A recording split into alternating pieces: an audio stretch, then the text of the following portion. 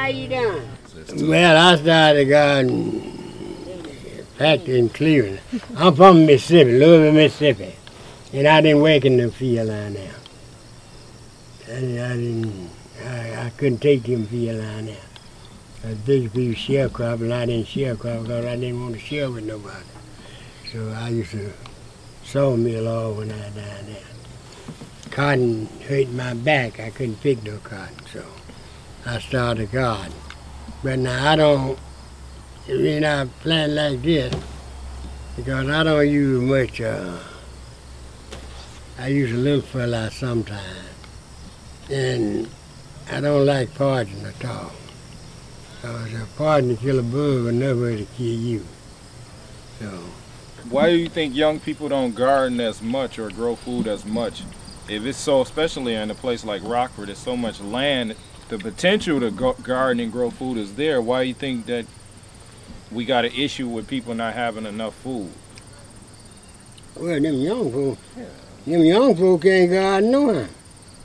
You gotta have two hands to garden. They gotta have one hand to hold the bridges up.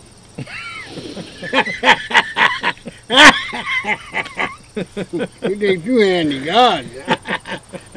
First thing you gotta learn to wear a bib on their plane. You can't garden out and hold your bridges up. That's the first thing. So your pear tree, it should be done producing. Take them out. You want them out? Take them out. What you say about your pear tree? Oh, I got some tomatoes. Oh. I'll take that one too. What you want them pear? Yeah. You know. I think some of the crops you're growing, like purple hull peas, and you said sweet potatoes and peanuts last year, and watermelon. Some of those are traditional soul foods. Or why you think it is that you're still growing those same crops? Well, that's what you eat. I mean, now that's squashes and sweet potatoes. With some of that stuff you can buy, pretty good. But when you raise it, you don't have to poison it all the time. They say you can put that 7 down on it. It's supposed to rain before you gather. They tell you right on that rain.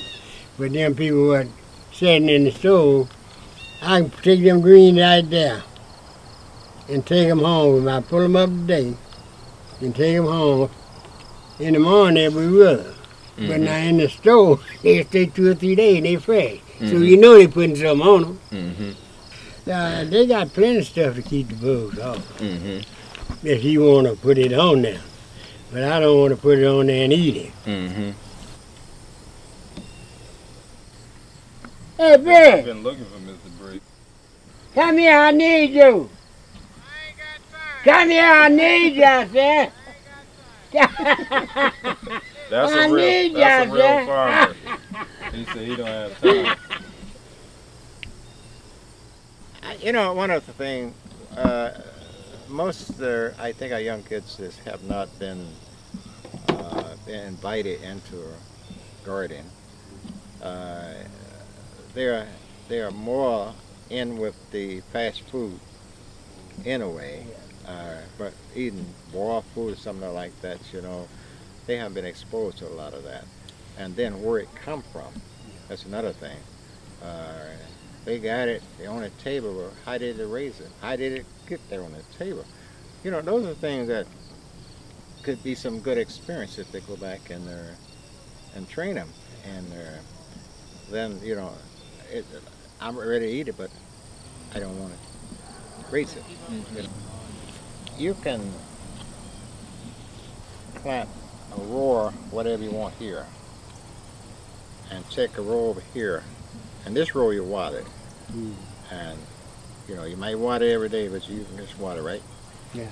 Take this row and plant it, and take the dirt, put it up over about that high over it, the plant. Yeah.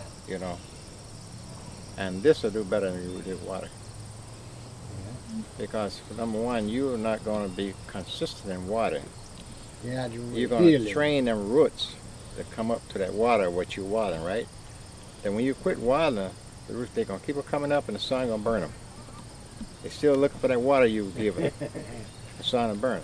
Now, if you train them to go down in the ground where the moist set, when they get hot, they keep on going down because you got that sickle. And That's you what learned that from just your so many years. I learned it from my dad. I didn't understand what he was doing when he was doing it. But as I got older and started doing my own garden, I remember what he was doing. You know. You talked about your father learning farming and gardening from your father. What's some other things you learned from him, lessons in gardening and growing food? Well, I don't know. It's we lived on a farm, and that's the only way we survived. 7 kids, you know, and my dad did hard work in the wooden. And us kids just worked. Sometimes we had to stay out of school and work and catch up, and all of that, you know, to work good because this was a part of the living, our livelihood. And I learned that you can live off a farm. You can survive.